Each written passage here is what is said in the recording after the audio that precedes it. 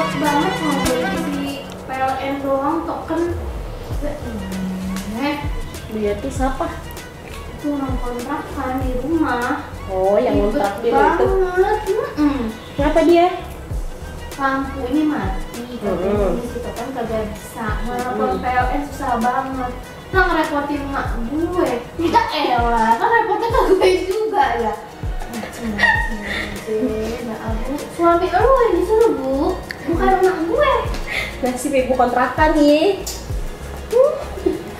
Coba gue lihat. Capek banget kan? Ya salah. Nih, ngapain nih? Ada apa nih? Pak, ribet banget ini orang kontrakan. Oh, kenapa masalahnya? Ada apa dengan dia? Ini Pak Ustadz, dia tuh mau ngisi token. Nah, tapi PLN-nya itu di telepon nggak bisa-bisa. Malah ngerepotin mak saya. Lah mak saya ngerepotin dia saya dong. Kan ribet jadinya ya. Pas Ya, aku udah. ngomong begini. Itu ngomongin orang tuh dosa tuh. Oh enggak Ustadz, itu kan mengatakan yang sebenarnya ya, menguraikan fakta ya. Masa gibah sih Ustadz? Jangan lah Ustadz. Iya kan? Kira-kira seneng gak tuh yang dibicarakannya itu? Kayaknya sih penting mas.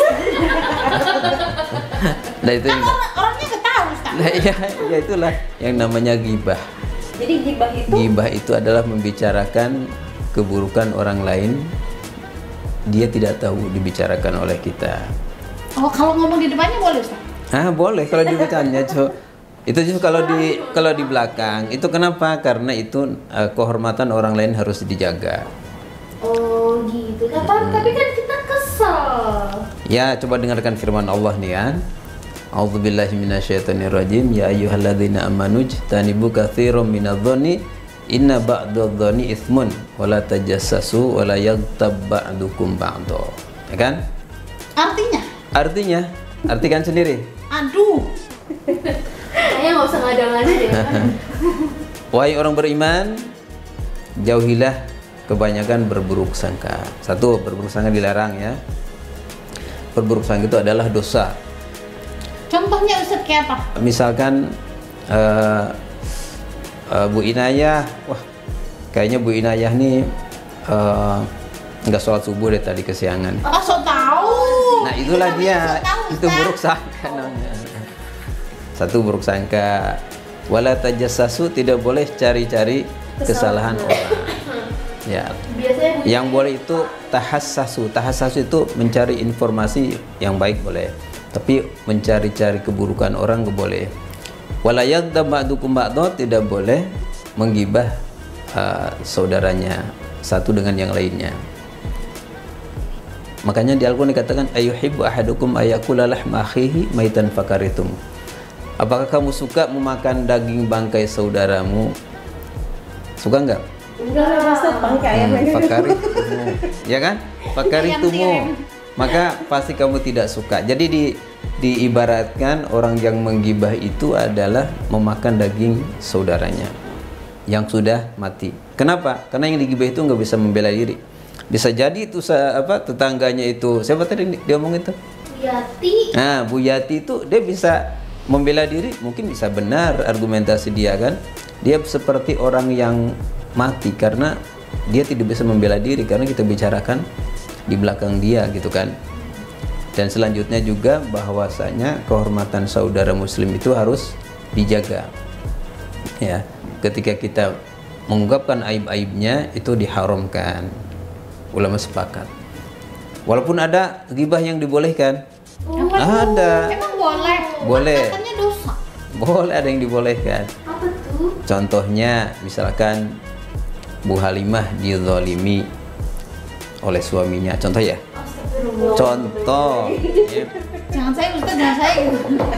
Mau mengadu ke Pak Hakim mencari keadilan, boleh mengungkapkan keburukan-keburukan Dari suaminya. Atau misalkan ada teman kita yang berperangai buruk, penipu, ya.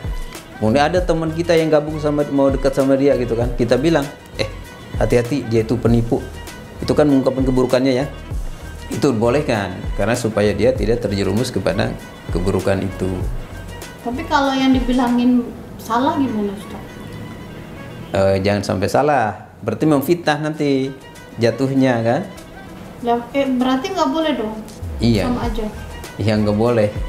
Artinya boleh di sini yaitu untuk supaya orang tidak terjerumus ke dalam seperti itu. Berarti- Contoh juga ada ustadz yang sesat misalnya.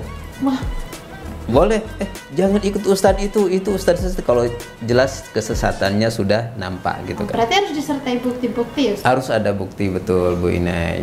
Berarti kayak polisi itu adalah salah satu profesi yang memang kan tugasnya kan mencari ini ya Kesalahan orang. kesalahan orang. Iya. Jadi itu boleh ya Pak Ustadz? Itu boleh karena untuk menyelesaikan masalah. Catatan mencari keburukan kalau untuk menjatuhkan kehormatan itu yang diharamkan. Berarti kalau kita mau gibah untuk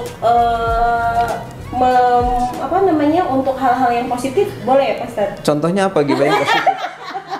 Bagaimana caranya? Coba gibah yang positif nggak ada gibah yang positif. Oh, nggak Oh, ada ya? bisa Ustaz nih, Apa? misal nih Ibu Halimah, walaupun ada jeleknya kan ada baiknya juga, terus ngata-ngatain baiknya.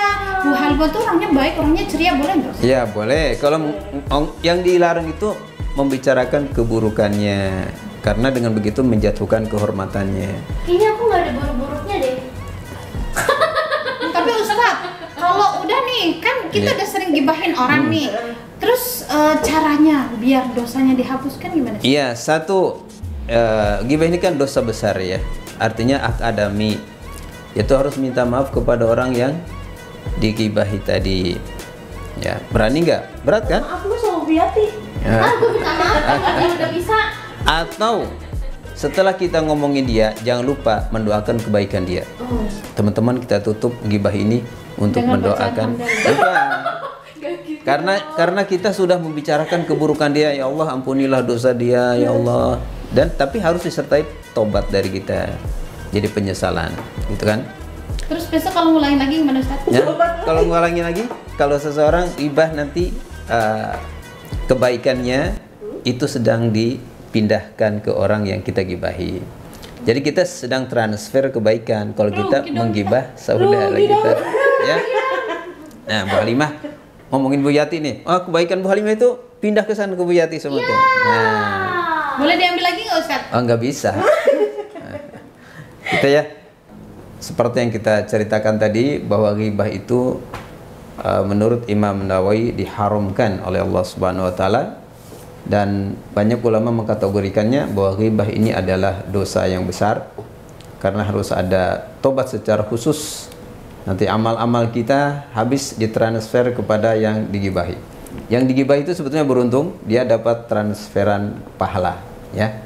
Bahwa ada seorang ulama pernah dia digibahi oleh seseorang, kemudian dia mengirimkan makanan kepada yang menggibahinya karena dia berterima kasih dia sudah diberikan transferan pahala. Demikian, mudah-mudahan kita bisa menjauhi ghibah. Assalamualaikum warahmatullahi wabarakatuh. Waalaikumsalam warahmatullahi wabarakatuh.